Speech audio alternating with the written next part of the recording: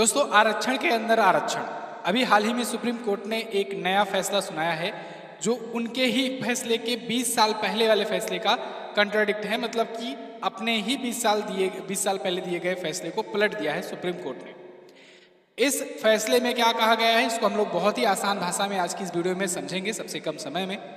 SC ST में होता क्या है दोस्तों कि सभी प्रकार के SC ST के जो भी कैंडिडेट होते हैं उनको एक ही समान का आरक्षण मिलता था अभी तक। लेकिन इस फैसले के बाद से अब SC ST में भी राज्य सरकारें उसमें अलग से सब कैटेगरी बना पाएंगी, यानी कि इसका उपवर्गीकरण कर पाएंगी। यानी अब इसमें भी क्रीमी लेयर वाला प्रावधान आ गया है। तो अब इससे क्या कुछ नियम बदल जाने वाले हैं, किसको फायदा होगा राजनीतिक तौर पर, किसको नहीं फायदा होगा, किन कैंडिडेट्स को फायदा होगा SC ST में, किसको नहीं होगा, इसको हम लोग आज की इस वीडियो में देखने वाले हैं। तो चलिए वीडियो को शुरुआत करते हैं। यहाँ पर आप आर्टिकल देख पाओगे, Supreme Court gives landmark verdict on SC ST quota. SC ST पर आरक्षण जो मिला करता था अभी तक, अब SC ST के कोटा के अंतर्गत सब कोटा बनाया जा सकेगा, यानी आरक्षण के अंदर आरक्षण बनाया जा सकेगा। आपको अगर पता हो, अगर आप किसी एग्जाम की तैयारी करते होगे या जॉब वगैरह में देखते होगे, तो उसमें OBC का आप सुने होगे क्रीमी लेयर और नॉन क्रीमी लेयर। अभी हाल ही में पूजा खेड़कर वाला मामला आया था, उसमें भी आपने देखा था क्रीमी लेयर का मामला बहुत उठा था, चर्चे में आया था। तो देखिए, क्रीमी लेयर ये वाला प्रावधान OBC में अभी तक था, अब SC ST में भी लाने की बात की गई है इस वर्डिक्ट के अनुसार। क्रीमी लेयर क्या होता है, नॉन क्रीमी लेयर क्या होता है, पहले इसको ही समझ लो, तब आगे बढ़ते हैं, तब आपको अच्छे से समझ में आएगा।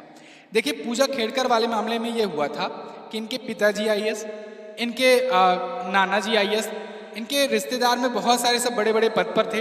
उसके बाद इनके नाम खुद 40 करोड़ की संपत्ति, और इनकी जो वार्षिक जो इनकम होती थी वो 45 लाख के आसपास में हुआ करती थी। इनके पिताजी के पास 40 करोड़ की संपत्ति थी, चुनाव भी लड़े थे। इतनी सब संपत्तियां होने के बावजूद इन्होंने OBC आरक्षण का कोटा लेकर के IAS का पद ग्रहण किया था। IAS की परीक्षा, UPSC की परीक्षा पास करी थी। इनके पास 2 टाइप के आरक्षण थे, एक तो ये हैंडीकैप्ड का लगाई थी सर्टिफिकेट, और एक OBC कोटा का। दोनों ही फेक निकले और इसके बाद इनका अभी UPSC की सदस्यता रद्द कर दी गई। इसी समय ये क्रीमी लेयर और नॉन क्रीमी लेयर वाला आया था मामला। देखिए, क्रीमी लेयर एक्चुअली में होता क्या है, OBC वर्ग में ये 27% का जो आरक्षण देने का प्रावधान किया गया है, इसमें यह भी कहा गया है कि ये 27% का OBC कैंडिडेट यानी अदर बैकवर्ड कैटेगरी कैंडिडेट को तभी आरक्षण मिलेगा जब उनकी वार्षिक आय 8 लाख से कम हो। ठीक है ना, तो वो होंगे नॉन क्रीमी लेयर, और उन्हीं नॉन क्रीमी लेयर को ही आरक्षण मिलेगा। जो इससे एबव वाली राशि वाले होंगे, जिनकी वार्षिक आय 8 लाख से ज़्यादा होगी, तो उनको क्रीमी लेयर में रखा जाएगा और उनको आरक्षण का कोई फायदा नहीं मिलेगा, चाहे वो जॉब्स में हो या एग्जाम प्रिपरेशन या कहीं एडमिशन करने हो, मतलब जहाँ जहाँ आरक्षण लगता है वहाँ पर। तो ये क्रीमी लेयर और नॉन क्रीमी लेयर वाला चीज़ अभी तक OBC में ही था। अब सुप्रीम कोर्ट ने क्या कहा है, अब सुप्रीम कोर्ट ने कहा है कि ये सिस्टम अब SC में भी लाया जाएगा, ST में भी लाया जाएगा। SC ST यानी कि शेड्यूल कास्ट और शेड्यूल ट्राइब में, अनुसूचित जातियाँ और अनुसूचित जनजातियों में।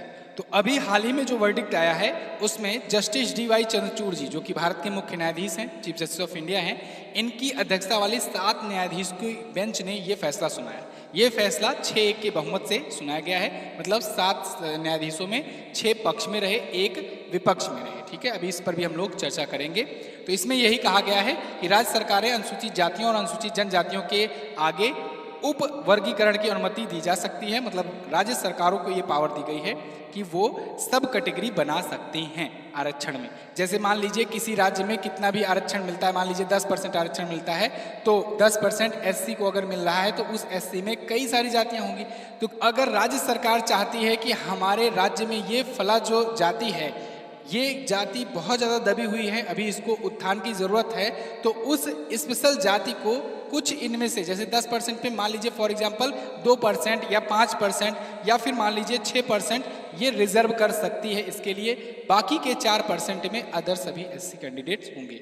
मतलब मिलेगा तो 10% ही SC को सबको, लेकिन उनमें 10% में 6% स्पेशल तौर पर उन जातियों के लिए होगा फिक्स, जो वहाँ पर बहुत ज़्यादा खराब पोजीशन में है। ये इस डिसीजन में कहा गया है। अभी आगे एक एक चीज़ करके हम लोग विस्तार से समझेंगे। पहले एक बात ध्यान रखिए, सुप्रीम कोर्ट ने अपने ही फैसले को पलटा है। 2004 में सुप्रीम कोर्ट में जब ये मामला गया था तो फिर सुप्रीम कोर्ट ने उस टाइम पर ये कहा था कि नहीं, अभी एससी और एसटी जो हैं अभी भी सभी इसमें बहुत ही गिरी स्थिति में हैं, इनको उत्थान की ज़रूरत है, इसीलिए इसके अंदर आपको कोई सब कैटेगरी नहीं बनाई जानी चाहिए। ये 2004 में डिसीजन आया था, ठीक है। सुप्रीम कोर्ट की 5 जजेस की बेंच ने सुनवाई की थी। अभी हाल फिलहाल में 20 साल पहले 2004 के ऐसे बहुत सारे तमाम जो पेटिशन दायर थे या डिसीजंस आए थे उस पर रिव्यू करने की लगाई गई थी आख्या कि जो डिसीजन आए थे 2004 में उनको फिर से रिव्यू किया जाए आज के टर्म में, उसमें अगर कुछ सुधार हो सके तो सुप्रीम कोर्ट उस पर फैसला सुनाए। इसी में एक ये भी था, ये एससी एसटी वाला आरक्षण सब कैटेगरी का, तो इसको भी जब इस पर रिव्यू किया गया तब इसमें देखा गया कि बहुत सारी कास्ट ऐसी होती हैं जो पीढ़ी दर पीढ़ी अपने आप का ही उत्थान कर रही होती हैं, जबकि उसी में अदर जो जातियां हैं या अदर जो परिवार हैं, फैमिलीज हैं, उनको उसका लाभ नहीं मिल पाता है जिनको ज़रूरत होती है। फॉर एग्जाम्पल आप ऐसे समझो, जैसे मान लीजिए किसी के घर में किसी के एक पर्सन है, कोई एससी कोटे का पर्सन है, उसके घर में मान लीजिए कोई एक सरकारी नौकरी पा गया, ठीक है, गवर्नमेंट जॉब पा गया। अब उसकी लाइफ स्टाइल चेंज हो जाएगी। किसी बड़े पोस्ट पर अगर पा गया तो लाइफ स्टाइल चेंज होगी, अपने बच्चों को अच्छी शिक्षा देगा, बढ़िया पढ़ाएगा, तैयारी कराएगा, मौका देगा खूब अच्छे से। उसका बेटा भी मान लीजिए किसी सिविल सर्वेंट में, सिविल सर्विसेज में या फिर किसी चीज़ में अच्छे पोस्ट पर वो भी पा गया। अब धीरे धीरे उसका जो फैमिली स्ट्रक्चर होगा वो उसी लेवल का होता चला जाएगा, क्योंकि उसकी शादी भी जो होगी उसी लेवल में होगी, और उसके आसपास मतलब फैमिलीज भी जो लोग धीरे धीरे बढ़ते जाएंगे। लेकिन हर एक कंडीशन में क्या होगा कि वो कितना ही वो ग्रो होते जाएं, लेकिन फिर भी वो आरक्षण लेते हैं, आरक्षण का पूरा फ़ायदा उठाते हैं एससी एसटी में। ओबीसी में ऐसा नहीं होता। ओबीसी में क्रीमी लेयर और नॉन क्रीमी लेयर वाला मामला आ जाता है कि आप अगर क्रीमी लेयर में पहुंच गए तब आपको आरक्षण नहीं मिलेगा।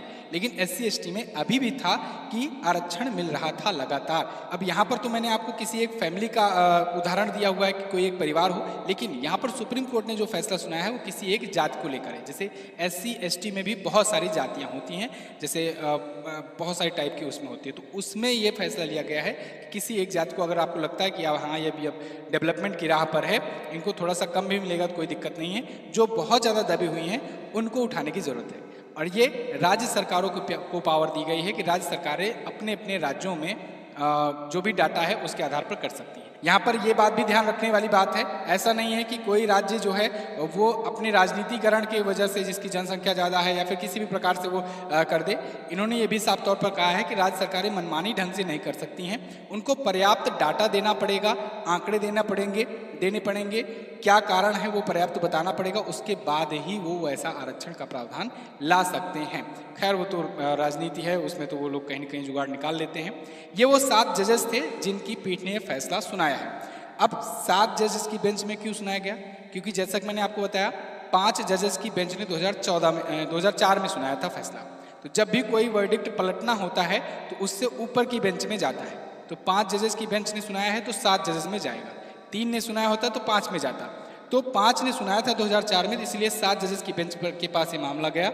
और यहाँ पर justice Manoj Mishra, justice Bala M Trivedi, justice BR Gavai, justice DY Chandrachud CJI हैं जो कि, जस्टिस विक्रम नाथ, जस्टिस पंकज मित्तल और जस्टिस सतीश चंद्र शर्मा, ये 7 जजेस की बेंच ने ये फैसला सुनाया है।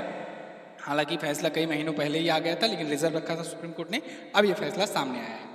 तो यहाँ पर यह कहा गया है कि उपवर्गीकरण की अनुमति 100% के लिए निर्धारित नहीं की जा सकती। मतलब जैसा कि मैंने अभी आपको एग्जाम्पल में दिया था कि अगर 10% आरक्षण मिल रहा है तो किसी एक विशेष कैटेगरी को, उसमें किसी एक विशेष जाति को, ठीक है ना, अगर मान लीजिए SC कैटेगरी में कितना फला मिल रहा है, सभी अलग अलग राज्यों में अलग अलग देते हैं, तो जितना भी मिल रहा है उसमें किसी एक जाति को ऐसा नहीं है कि पूरा 10% उसके लिए रिजर्व कर देंगे, नहीं, उसका कुछ हिस्सा ही कर सकते हैं, 100% नहीं कर सकते। दूसरी बात ये कि उनको पर्याप्त इम्पार्शियल डाटा देना होगा, उसके आधार पर ही वो वर्गीकरण कर सकते हैं राज्य सरकारें। इस पर DY चंद्रचूड़ जी ने क्या कहा? जस्टिस DY चंद्रचूड़ ने ये कहा कि जो सब क्लासिफिकेशन है, यानी कोटे में कोटा है, आरक्षण में आरक्षण, ये आर्टिकल 14 का उल्लंघन नहीं करता। बात उठी थी कि आर्टिकल 14 का समानता का अधिकार का क्या ये उल्लंघन करता है, तो ये इन्होंने कहा नहीं, ये नहीं करता है। क्यों? क्योंकि सब कैटेगरीज को सूची से बाहर नहीं रखा गया है। और आर्टिकल 15 और आर्टिकल 16 में ऐसा कुछ है ही नहीं कि जो किसी जाति को सब कैटेगरी में बांटने से रोकता हो। एससी की पहचान बताने वाले पैमानों पर ही ये पता चल जाता है कि वर्गों के भीतर बहुत ज़्यादा फर्क अब आ गए हैं। बहुत सारे जैसे कि हैं जो एससी का फ़ायदा उठा ले रहे हैं एससी का आरक्षण का, लेकिन वो अब उनका मतलब कि पॉवर्टी लाइन से वो ऊपर आ गए हैं और फिर भी वो आरक्षण का फ़ायदा उठा रहे हैं, जबकि जिनको मिलना चाहिए उनको नहीं मिल पा रहा, वो वंचित रह जा रहे हैं। इस पर जस्टिस पंकज मित्तल ने क्या कहा? इन्होंने कहा आरक्षण केवल पहली पीढ़ी तक ही मिलना चाहिए। अगर कोई पहली पीढ़ी आरक्षण लेकर हाई लेवल पर पहुंच जाता है तो दूसरी पीढ़ी को इसका हकदार नहीं होना चाहिए। यानी इन्होंने क्रीमी लेयर वाली बात कही हुई है कि क्रीमी लेयर वाला सिस्टम इसमें भी होना चाहिए। अगर कोई एक परिवार है, कोई एक फैमिली है, उसका उत्थान हो गया तो दूसरी पीढ़ी को नहीं मिलना चाहिए। इस पर जस्टिस बेला एम त्रिवेदी ने क्या कहा? ये वही हैं केवल इकलौती जिन्होंने विपक्ष मतलब विरोध में इसके फैसले के ये विरोध में रही। 6 का अनुपात मैंने आपको बताया था, 6 जजेस ने सहमति जताई, एक जिन्होंने असहमति जताई वो बेला एम त्रिवेदी जी थी। इन्होंने क्या कहा? इन्होंने कहा कि देखा गया है आंध्र प्रदेश और पंजाब जैसे राज्यों में स्टेट वाइज रिजर्वेशन के कानून को हाई कोर्ट्स में असंवैधानिक बताया गया है, क्योंकि पंजाब और आंध्र प्रदेश में ऐसे बहुत सारे मामले देखने को मिले हैं। आर्टिकल 341 को लेकर के ये कहा गया कि इसमें कोई संदेह नहीं है कि राष्ट्रपति की अधिसूचना अंतिम मानी जाती है आर्टिकल 341 के तहत कि राष्ट्रपति ही इसमें लास्ट में अधिसूचना जारी करता है, उसी को सबको फॉलो करना होता है। केवल संसद ही कानून बना करके इसको बदल सकती है, सुप्रीम कोर्ट नहीं बदल सकती, ये इन्होंने कहा है। राज्यों का सब क्लासिफिकेशन आर्टिकल 341(2) के तहत राष्ट्रपति की अधिसूचना के साथ छेड़छाड़ करने जैसा होगा। अगर ये ऐसा होता है, डिसीजन आता है, तो ये इस राष्ट्रपति जी की अधिसूचना के साथ छेड़छाड़ करने जैसा एक प्रावधान होगा। तो इसीलिए इन्होंने इसके विरोध में मत किया, जबकि 6 जजेस की जब सहमति थी तो बहुमत था, तो इसलिए ये लागू हो जाएगा। ठीक है। इस पर BR गवई जी ने क्या कहा? इन्होंने कहा पिछड़े समुदायों को प्राथमिकता देना राज्य का कर्तव्य है। जो पिछड़े समुदाय, इसमें बैकवर्ड OBC मत समझिएगा, पिछड़े समुदाय मतलब जो अभी भी दबे हैं।